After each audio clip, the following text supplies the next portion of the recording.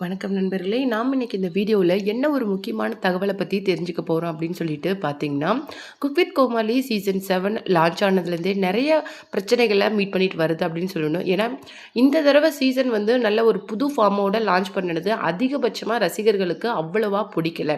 ஏன்னா, லாஸ்ட்டா வந்து இயல்பா இருந்த அந்த காமெடி கவுண்டர்ஸ் எல்லாமே இந்த தடவ வந்து ஸ்கிரிப்டடோ அப்படிங்கிற மாதிரி இருக்குது. அது மட்டும் கிடையாது, சிரிப்பே வராம சிரிக்கிறாங்க. அது மட்டும் இல்லாம பழைய கோமாளிகள், ரக்ஷன் அப்படின்னு சொல்லிட்டு யாருமே இதில இடம்பெறல. முக்கியமா குரேஷி வந்து இதில இடம்பெறல அப்படிங்கிறது ரசிகர்களுக்கு பெரிய அதிருப்திய ஏற்படுத்தியிருக்குது. இந்த வகையில பார்க்கும்போது, இப்ப வந்து குக் வித் கோமாளியோட ஆங்கரா, அதாவது சீசன் 7ஓட ஆங்கரா மாகாபாவும், ஜோயாவும் ஆங்கரிங் பண்ணிட்டு இருக்காங்க.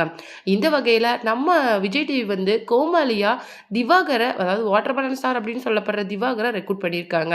ஆனா அவருக்கும் மாகாபா, புகழ் மற்றும் கானா வினோத் இவங்க 4 பேருக்கும் நடுவுல நடந்த இந்த பிரச்சனை தான் இன்னைக்கு சமூக வலைதளங்கள்ல மிகவும் பேசுபொருளா போயிருக்கு. அது மட்டும் இல்லாம திவாகர் கானா வினோத்தோட மனைவி கிட்ட தப்பா நடந்துக்கிட்டதாகவும், அதுக்காக தான் நாங்க வந்து அவருடைய சட்டைய புடிச்சு கேட்டோம் அப்படின்னு சொல்லிட்டும், தான் அடிச்சது அந்த மாரி ஓவரா இது பண்ணி அவர் வந்து இப்ப கம்ப்ளைண்ட் லெவலுக்கு போயிருக்காரு. அதாவது அவர் பண்ண தப்ப மறைச்சிட்டு, அவர் பண்ணுன தப்ப மறைக்கிறதுக்காகவே இந்த விஷயங்கள்லாம் அவர் பண்ணிட்டு இருக்காரு அப்படிங்கிற மாரி விஷயத்த போலீஸ் ஸ்டேஷன் முன்னாடியே மீடியாக்கு மாகாபா வந்து குடுத்துட்டு இருந்தாரு. அது மட்டும் கிடையாது, கானா வினோத்தோட வைஃப்பும் இந்த சம்பவத்துல ஈடுபட்டிருந்ததுனால இந்த விஷயத்த பத்தி போலீஸ் கிட்ட எல்லா இன்ஃபர்மேஷனும் அவங்க ஆரம்பத்திலேயே சொல்லிட்டு கிளம்பிட்டாங்களாம். அந்த மாரி ஒரு தகவலும் வந்திருக்குது.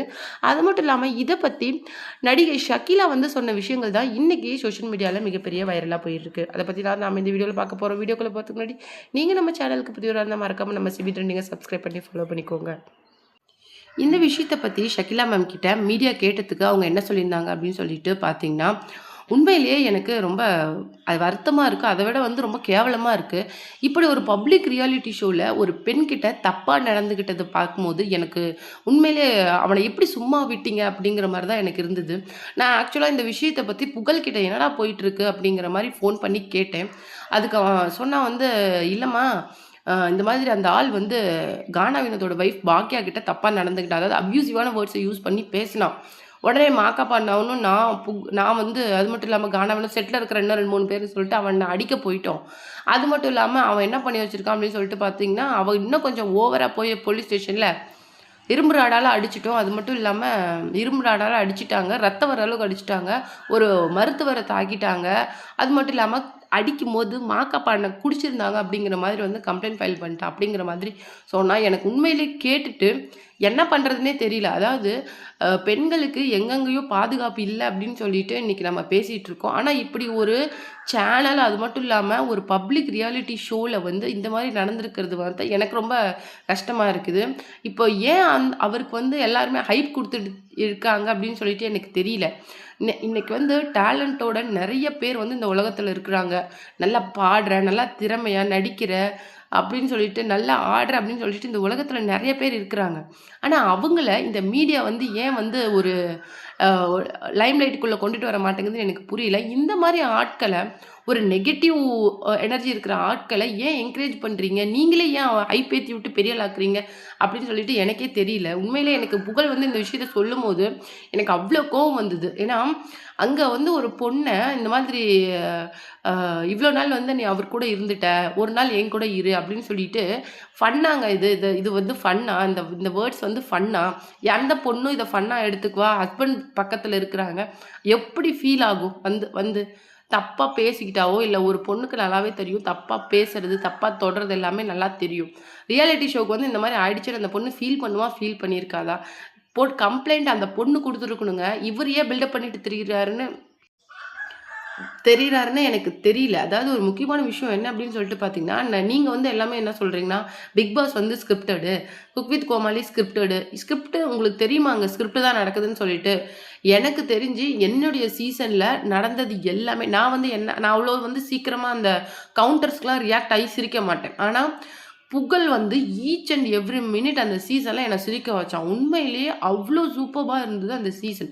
ஏன்னா, நான் பர்சனலா அந்த சீசன என்ஜாய் பண்ணேன்.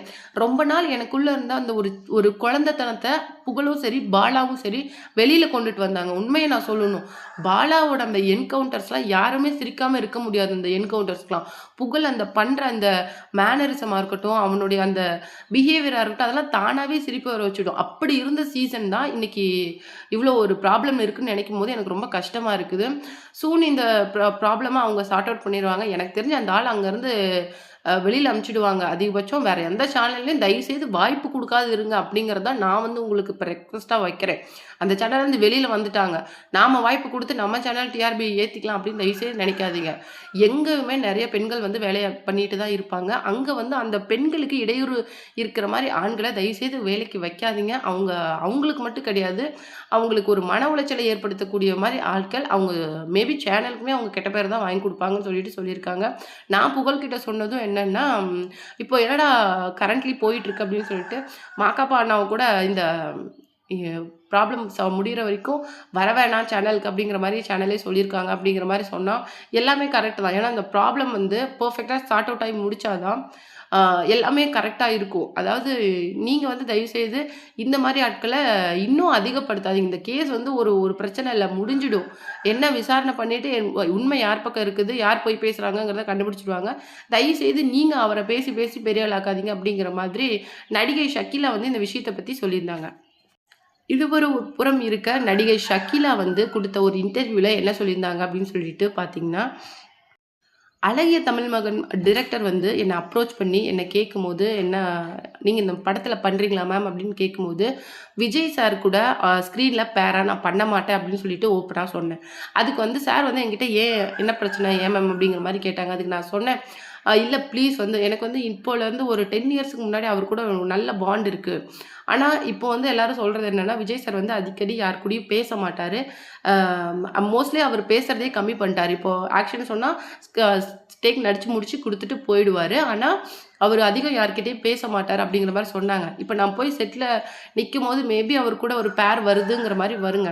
ஆனா, அவரு என்ன அவாய்ட் பண்ணிட்டு போயிட்டாலோ, இல்ல டக்குன்னு பேசல அப்படின்னாலும், எனக்கு வந்து அந்த பழைய மெமரீஸ் அது இல்லாம எனக்கு ஒரு மாதிரி ஆயிடும்.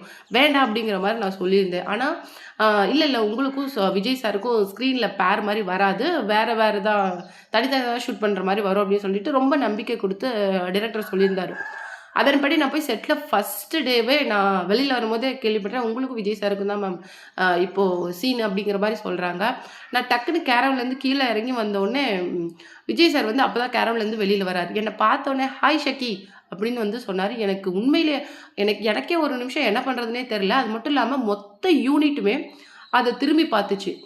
அதாவது இப்ப நெறைய பேர் சொல்லலாம். அவரு வந்து இப்ப யார்ட்டயும் பேச மாட்டாரு, தனியாயிட்டாரு, பழசெல்லாம் மறந்துட்டாரு அப்படி இப்படின்னு சொல்லலாம். விஜய் எனக்கு தெரிஞ்சு அப்படியே தான் இருக்காரு. ஸ்டில் நவ் நான் சொல்லுவேன். அவர் அந்த அந்த அந்த குழந்தை மனசு இன்னும் அவருக்கு மாறல. அவரு நெனச்ச இடத்த அவரு பிடிக்காம விடமாட்டாரு. யார் ஸ்டாப் பண்ணாலும் அவர ஸ்டாப் பண்ண முடியாது. ஆனா, பழச மறக்காத மனுஷனா அது விஜய் தான். அது உண்மையிலேயே ஒரு பெரிய விஷயம்.